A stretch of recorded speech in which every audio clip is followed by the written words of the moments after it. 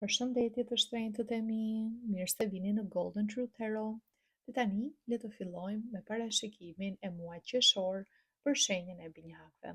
Binjakë, në javën e parë të qershorit ju shikoj të shqetësuar, ju shikoj në merak, sidomos për çështje që kanë të bëjnë me parat, me financat, sepse sa vjen dhe bëhet më e vështirë mbajtja e të njëjtit stil jetese. Pra të ardhurat tuaja, sidomos për ata që janë të punësuar, janë fikse,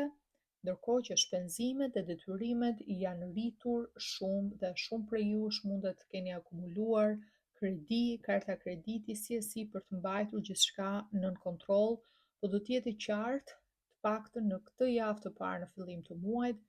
që duhet një ndryshim duhet të ndodhë, sepse keni mbetur në një pozicion ku gjithmonë jeni me minus për shkak të gjithë detyrimeve, gjithë angazhimeve, gjithçka që ju duhet të plotësoni për veten tuaj. Shikoj që keni një lloj padurimi, doni që gjërat të ndodhin shpejt, disa binjak mundet edhe të kenë bërë investime të cilat nuk po ju japin ato rezultate që ju dëshironi. Ata binjak që kanë bizneset e tyre private, unë shikoj të shqetësuar sepse nuk keni mjaftueshëm klientelë, ose mund të keni shpenzuar para për të investuar, por ai investim nuk po kthehet aq shpejt, pjesa e fitimit aq shpejt sa ju dëshironi. Dhe kjo do të sjellë një frustracion, një irritim. Kjo është koha për të kërkuar ndihmë binjak, sepse shikoj që gjithçka po e bëni vetë, gjithçka doni ta realizoni vetë dhe jeni në një fazë ku ju duhet mbështetja e personave të tjerë, qoftë edhe për ta diskutuar në familje, si t'ja bëjmë, kemi kaq të ardhura familjare, si mundet që ta menaxhojmë përditshmërinë që ndoshta të mendoni për një opsion tjetër për një punë të dytë, apo për diçka që mund të jetë shtesë, një projekt apo diçka që mund të jetë edhe një punë part-time brenda familjes, secili të ndihmojë që të ndryshoni situatën, po duhet një përballje me realitetin në mënyrë praktike. Kjo do të jetë e nevojshme. Dhe nëse keni mundësi, ata që kanë bizneset e tyre, që të flisni me persona, me miq, me njerëz që mund t'ju ndihmojnë në reklamimin e biznesit, që mund t'ju ndihmojnë, t'ju rekomandojnë tek njerëz të tjerë, kjo do të ishte koha e duhur. E shikoj që keni pak frikë nga paragjykimi, kjo ju step, ju mundon, se nuk doni të dukeni sikur gjërat nuk po shkojnë mirë, po do të jetë e nevojshme për të ardhmen tuaj në mënyrë që të dilni nga kjo situatë, nga ky moment i vështirë financiar. Për sa i përket pjesës së dashurisë dhe të romancës, nëse jeni në një fazë binjak që jeni single dhe po krijoni njohje, po dilni në takime, shikoj që mund të jepni përshtypje ndoshta nga gjërat që po thoni, në prezantimin që po bëni, mund të thoni disa gjëra që japin përshtypjen e dikujt që është materialist, e dikujt që mendon vetëm për pjesën e financave, po dikujt që do të përfitojë nga pala tjetër. Pra, mundet që ju ta mendoni ndryshe, po mënyra se si po e paraqisni veten, edhe çfarë po thoni, po krijon përshtypjen tek pala tjetër që ti e do këtë lidhje apo këtë njohje vetëm për interes. E mund të krijohet një situatë në javën e parë që dikush do të ta thotë përballë këtë gjë që ti s'ke mundësi vete, po përpiqesh të përfitosh nga unë, të marrësh diçka nga unë. Kështu që bëni kujdes, nëse ky nuk është qëllimi, që bëni kujdes me mënyrën se si flisni, me mendimet që ndani, a janë vërtet mendimet të tuajat apo është diçka që e keni dëgjuar diku tjetër e transmetoni dhe kthehet në diçka pastaj negative jo në favorin tuaj. Java e dytë sidomos do të jetë një javë ku është shumë e rëndësishme të hiqni dorë nga frika e gjykimit, nga mënyra se si të shikojnë të tjerët. Në momente caktuara, kur ti e sheh situatën që duhet diçka të ndryshojë, mos vazhdo në të njëjtën rrugë vetëm me atë frikën që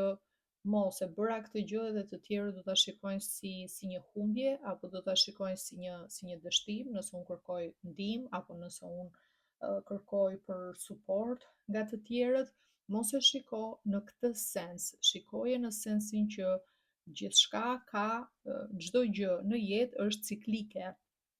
Jeta është gjithmonë ciklike, ka ulje, ngritje, ka maja, ka dhe periudha të cilat nuk janë edhe aq të favorshme. Në ato periudha që nuk janë të favorshme, ne duhet kemi guximin për të krijuar veten tonë edhe një herë nga e para, pra për të ngritur në këmbë pa frikën se po na gjykojnë të tjerët në procesin që jemi duke u ngritur. Forca është pikërisht këtu që ti rrëzohesh dhe ngrihesh përsëri, rrëzohesh dhe ngrihesh përsëri dhe gjithmonë vazhdon përpara. Prandaj mos mendoni shumë për gjykimet e jashtme, mendoni çfarë është më e mira për ju, ndiqni pjesën e intuitës, ti e di se çfarë duhet të bësh brenda teje, vetëm kokëfortësia po të mban mbyllur, po të mban bllokuar në një situatë që nuk të ndihmon. Sa më shpejt që ta largosh këtë frikë, sa më shpejt që të marrësh një vendim për t'ia filluar edhe një herë nga e para, aq më mirë do të jetë. Sidomos për çështje, siç ju thash, që lidhen me paratë, që lidhen me të ardhurat. Nëse e shikon që biznesi nuk është fitim prurës, nëse e shikon që ke vazhdimisht humbje, mos e mbaj hapur vetëm për pjesën e jashtme, për pjesën e opinionit, për t'ju treguar të tjerëve që shiko se un kam një biznes. Nëse është më me levërdi për ty që ta mbyllësh biznesin edhe të bësh një punë tjetër apo të fokusohesh në diçka tjetër, bëj llogaritë siç është më e mira për veten tënde. Kjo është shumë e rëndësishme. Dhe nëse së jashtmi të vjen keq apo ndoshta ndihesh që ja duhet filloj një punë tjetër se puna që kam nuk mjafton për ata që janë të punësuar po ju duhen të ardhura shtesë, bëje pa u nisur nga gjykimi. Edhe nëse është punë e thjeshtë, edhe nëse është punë që ndoshta mund të ketë një lloj paragjykimi, nëse është diçka që ty të ndihmon, mendo për veten tënde. Java e tretë është një javë shumë pozitive për çështje që kanë të bëjnë me shoqërinë. Ti ke mbështetje, ke plot njerëz që të duan, plot njerëz që të respektojnë, plot njerëz që do të të gjenden pranë, do të t'japin mbështetjen e tyre dhe do të kuptosh këtë gjë. Kur të largosh këtë pjesën e frikës edhe të kesh atë mundësinë për të qenë më i hapur ose më e hapur, do të kuptosh që ke vërtet njerëz që të duan të mirën, që duan të të japin mbështetjen e tyre, suportin për gjithçka. Do të jetë një javë ku nëpërmjet kontakteve dhe nëpërmjet bashkëpunimeve ti do arrish një sukses të madh, sepse nga java e tretë në javën e fundit të qershorit, shikoj fitore, shikoj sukses, shikoj realizim, po kjo do të vijë vetëm nëpërmjet komunikimit, vetëm nëpërmjet bashkëpunimit, vetëm nëpërmjet bisedave me persona të tjerë, sepse shikoni të kalojmë nga treshi tek grupi i njerëzve që të duan të mirën edhe të përkrahin, tek gjashta ti që arrin një sukses, arrin një fitore, arrin diçka që ndryshon rrjetën tënde, ndoshta nuk të sjell në atë 100% në atë status nga ana financiare që ti dëshiron, sepse shikoj që keni kërkesa shumë të larta binjak, jeni shumë ambicioz, keni dëshira që për një jetë me luks, dëshironi gjithçka, por mendojeni veten në krahasim me kush keni qenë, sepse jo çdo person e fillon garën e jetës nga e njëjta pikë. Dikush mund të jetë 10 hapa përpara teje, por është 10 hapa përpara sepse e ka filluar 10 hapa përpara, pra mund ta ketë nisur jetën në një pozicion shumë më të favorshëm, mund të ketë pasur më shumë mbështetje nga ana e familjes, më shumë ndihmë, më shumë suport. Ti mund ta kesh filluar nga zeroja, ti mund të kesh filluar nga ke emigruar, ke filluar në një vend tjetër, ke filluar çdo gjë nga hiçi dhe nuk je në të njëjtin status si dikush që mund të ketë ndoshta shumë më tepër mbështetje. Prandaj gjithmonë shikoje veten në retrospektiv çfarë ti ke pasur 5 vite më përpara, 10 vite më përpara dhe çfarë ke realizuar sot. Dhe ndjej krenari për veten bazuar tek personi që ke qenë më përpara me personin që je tani. Jo të krahasohesh me kush ti ke qenë ose kush shikon persona të tjerë të shoqërisë apo të familjes që ndoshta janë në pozicione shumë herë më të mbara, shumë herë më të favorshme se ty. Kjo do të ndihmojë për të kthyer atë optimizmin, për të kthyer vitalitetin, për të kthyer atë besimin që ti mund t'ja dalësh, edhe në momente ku ndjen bllokim, edhe në momente ku ndjen mungesë motivimi, si janë gjëra normale që çdo person i kalon kur ke ditë që nuk të ecin gjërat mirë, të del një shpenzim i papritur, më thua mos nuk po ngre dot kokë, më doli sa paguaj për diçka, më prishet diçka tjetër, më del një gjë tjetër. Pra të gjitha këto janë pjesë normale të jetës, por të ringrihesh në këmbë, aty është forca, aty është aftësia jote për të bërë ndryshimin në krahasim me të tjerët. Shikoje veten sa ke arritur dhe i krenar, i mirënjohëse për veten tënde, për forcën që ke treguar, për punën që ke bërë,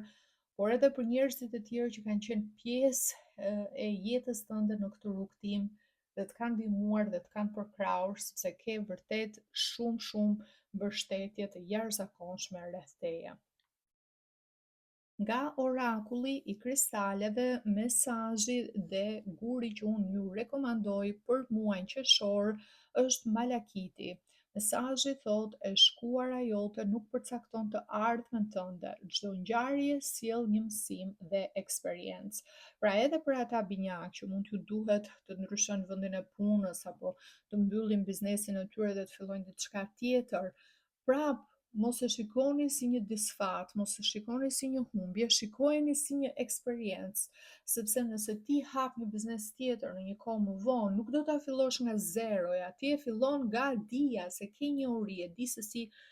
realizohet një biznes, e di se si fillohet diçka, pra asnjëherë nuk është humbje, gjithmonë ti përfiton qoftë nga ana personale,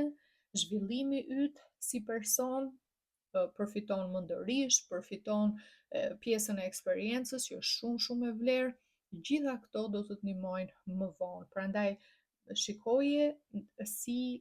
diçka të tillë, shkuara jote nuk e përcakton të ardhmen tënde. Pse nuk funksionoi këtë herë, nuk do të thotë që ti nuk do kesh sukses në të ardhmen.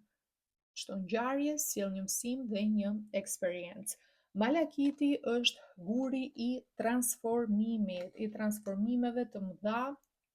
është guri që lidhet me ndryshime, sidomos në çështje që kanë të bëjnë me paratë dhe me financat, sepse ngjyra e gjelbër lidhet me jeshilja, lidhet me paratë